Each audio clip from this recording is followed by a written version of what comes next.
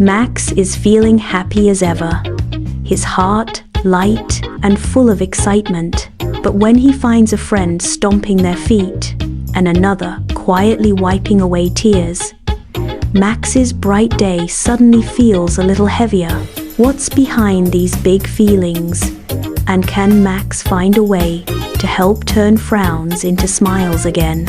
Max woke up with a big smile stretched across his face. His bed was soft and warm, and the memory of his dream made him grin even wider.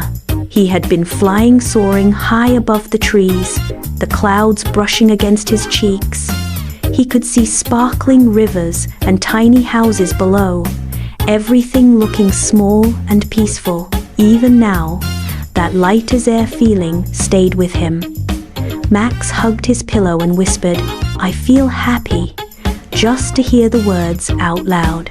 Downstairs, the smell of syrup drifted through the kitchen as Max stacked pancakes on his plate. He hummed, fingers drumming, joy blooming with each bite. Who first? Max, done with food, yearned to share his flight dream with friends. Outside, the sun warmed his back as he hurried down the street. The day seemed full of possibilities, but as Max reached Peter's house, he noticed something was off. Peter sat on the front steps, his face scrunched up and his eyebrows pulled low. Max waved, "Hey, Peter." But Peter didn't wave back. Max slowed down and sat beside him. "What's wrong?" he asked, tilting his head. Peter stomped his foot and held up a toy truck with a broken wheel. "My favorite truck broke. It's ruined." Max looked at the toy, then at Peter. "That sounds really frustrating," he said, watching Peter's frown. Max felt a little unsure. He wanted to help, but he also wanted to understand. "Are you feeling mad?" Max asked quietly. Peter nodded, his lips pressed together. "Yeah, I'm really mad." Max noticed how different this feeling was from his own happiness. He wanted to fix things, but he could tell Peter wasn't ready to talk anymore. Max gave a small wave and stood up. As he walked away, he realized that sometimes being a friend meant just being there even if you couldn't make things better right away. Max spotted Lila sitting alone on a park bench. Her head was down and her shoulders shook. Max's heart squeezed. He walked over and sat next to her. "Lila, what's wrong?" he asked softly. She looked up, her eyes red and watery. "I lost my blanket," she whispered. "My special one with stars on it. I can't find it anywhere." Max felt a new heaviness, wishing he could help her sadness. Lila, teary-eyed, craved her blanket back. Max pondered. His happiness was gone, replaced by a heavier, quieter feeling inside. He wondered aloud, what makes sadness different from anger? The question hung in the air, and Max felt a little lost. He stood up and wandered into the middle of the park, looking up at the trees swaying in the breeze. All these feelings felt confusing, and he wished he understood them better. Max's mind buzzed with questions. If being happy felt light, and being sad or mad felt heavy, what was he supposed to do when his friends felt that way? Max sought aid, rustle above. Could he help? Something moved in the leaves, and he spotted a shape perched quietly on a low branch. Its feathers blended in with the tree bark, and its eyes seemed to watch him with gentle curiosity. Max took a step closer, feeling a mix of hope and wonder. Maybe, just maybe, someone or something could help him understand these big feelings. A gentle voice drifted down from the branch. "Hello there," said the owl, her feathers a soft blend of browns and whites. Her eyes were calm and kind, making Max feel a little less nervous. "You look like you have a lot on your mind."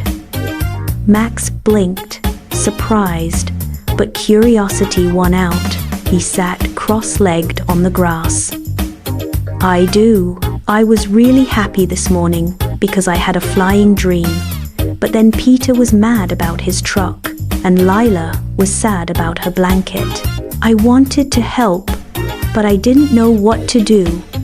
Now, my happy feeling feels much smaller." The owl nodded. Feelings can be tricky, but they're important, and everyone has them. Think of feelings like colors on a canvas. Happiness is bright and wonderful, but it's not the only color.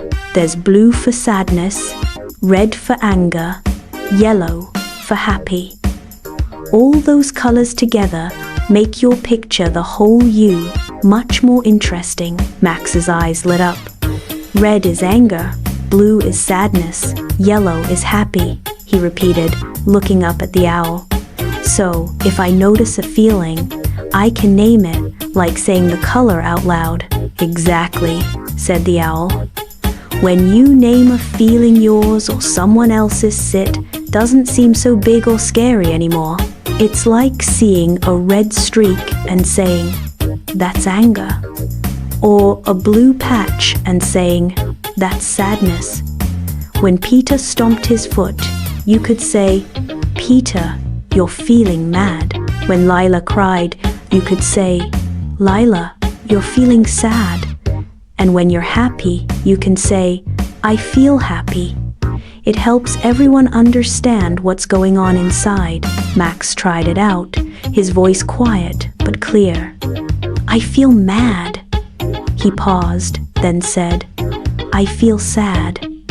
Each time he said it, the words felt a little lighter. He looked at the owl.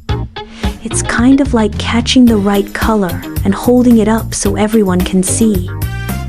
The owl ruffled her feathers. "That's right.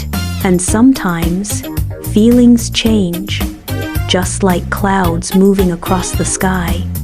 Ask yourself, am I feeling light and excited, or heavy and sad, maybe angry and prickly?"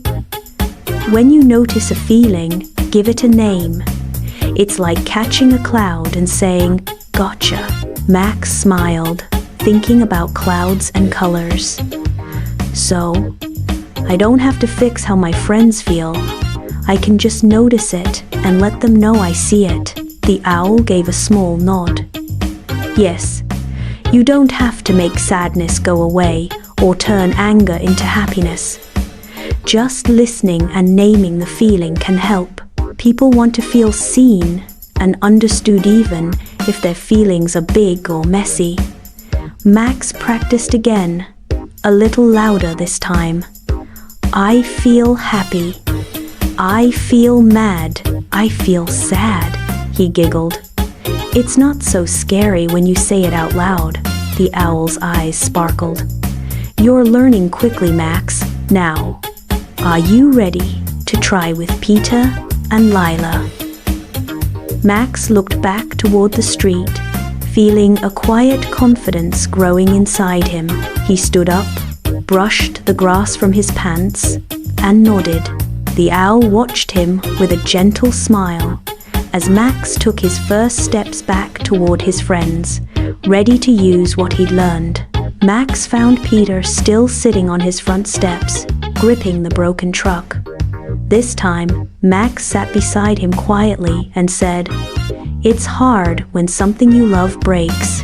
That can make you feel really mad. I see you're mad." Peter glanced at him, his scowl softening just a bit. Next, Max joined Lila at the park bench. "You're feeling sad because your blanket is missing. I see you're sad. That makes me feel calm, like I can help by just being here," Max said gently. Lila nodded, tears slowing as she whispered, "Yeah." By simply naming their feelings and listening, Max noticed something amazing.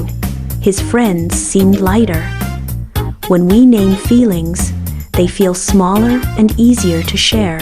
As Max drifted off to sleep, he felt safe, calm, and ready for dreams again.